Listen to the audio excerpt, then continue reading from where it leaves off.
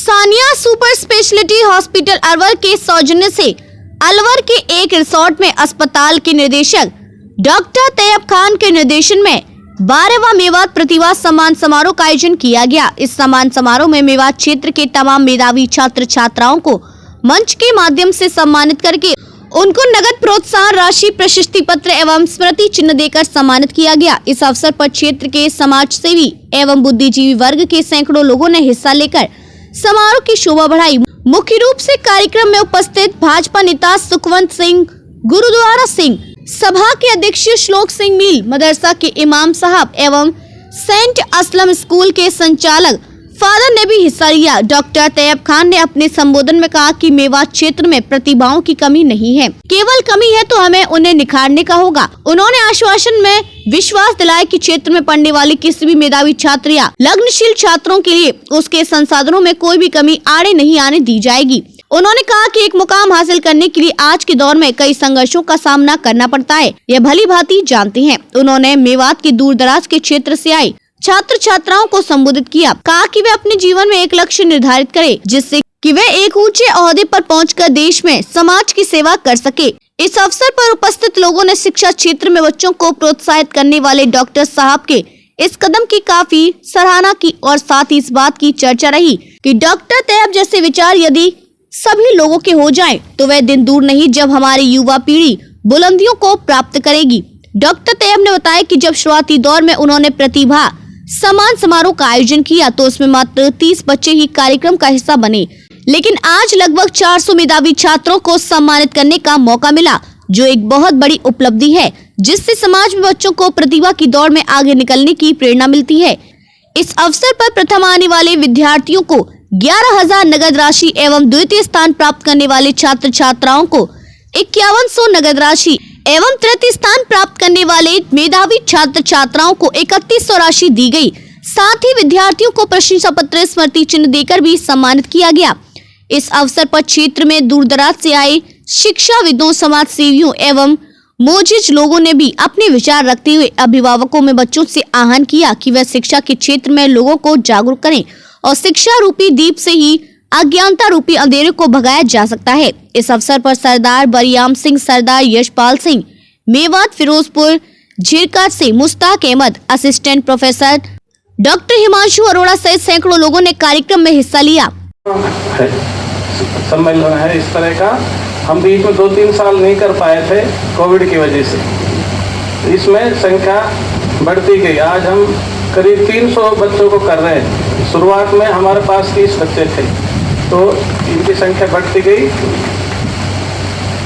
तो ये हमारी सफलता, इससे हमारे बहुत मतलब बच्चों को जैसे यहाँ से गए उनमें कंपटीशन पैदा हुआ, वो आगे भी कई पदों पर स्थापित हो चुके हैं। डॉक्टरों की तो एक तरह से बाढ़ सी आ रही है हमारे क्षेत्र में, क्योंकि उन्होंने देखा जब एक तैयब एक गरीब घर से यहाँ पहुँच गया तो हम तो नहीं पहुँच सकते, तो वो बहुत बाढ़ सी आ रही है। तो इस मौके पर मैं उसे सारी एजुकेशन के बारे में और चीज़ों में हमारे अतिथि बताएंगे। मैं ज़्यादा नहीं बोलूँगा, परंतु इस मौके पर 2 चीज़ मैं ज़रूर बोलता हूँ, एक तो बच्चों को और एक पेरेंट्स या जो हम समाज के मुख्य लोग यहाँ बैठे हैं। पहले एक बच्चों से तो ये कि आप इस तरह का दिमाग है, ईश्वर ने आपको दिया है, आपने मेहनत से प्रूव किया, इतने अच्छे नंबर लाए, तो आप निश्चित ही आने वाले समय में हमारे देश की बागडोर संभालने वाले हैं। तो आप जब बागडोर संभालेंगे उसको संभालने में भी अच्छा कर सकते हैं जब आप एक अच्छा इंसान बनेंगे। अब इंसान बनने के लिए संस्कार चाहिए, वो तो पेरेंट्स देते हैं छोटे बच्चे को, वो जितना दे दे किसी ने दिया, परंतु आप बड़े हो गए 10वीं में, इससे मतलब 15-16 साल के हो गए, और 12वीं के बच्चे और बड़े हो गए।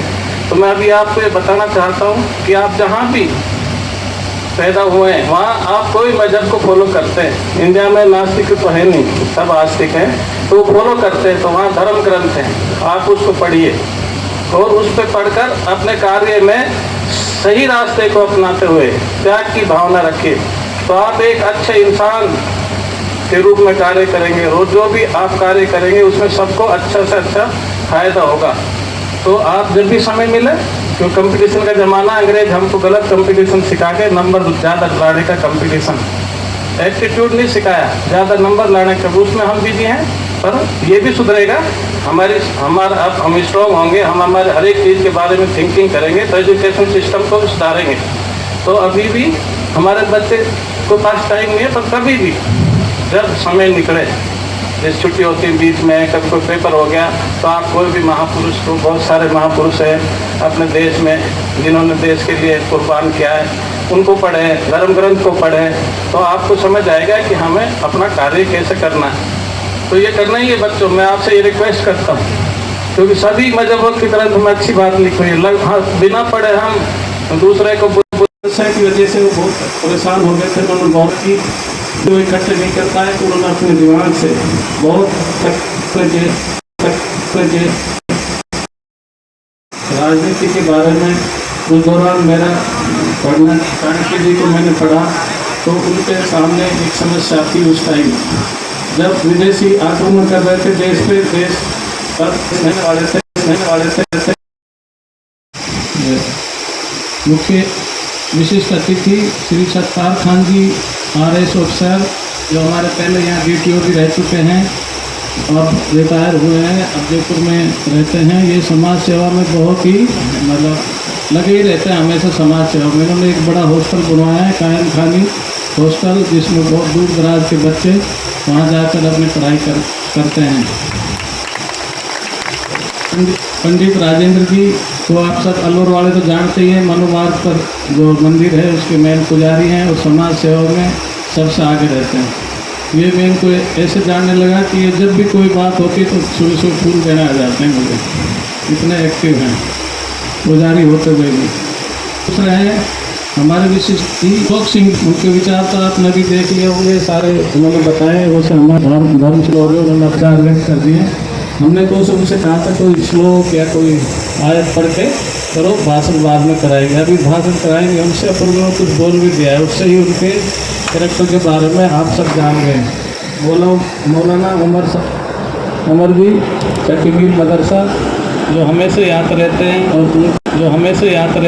और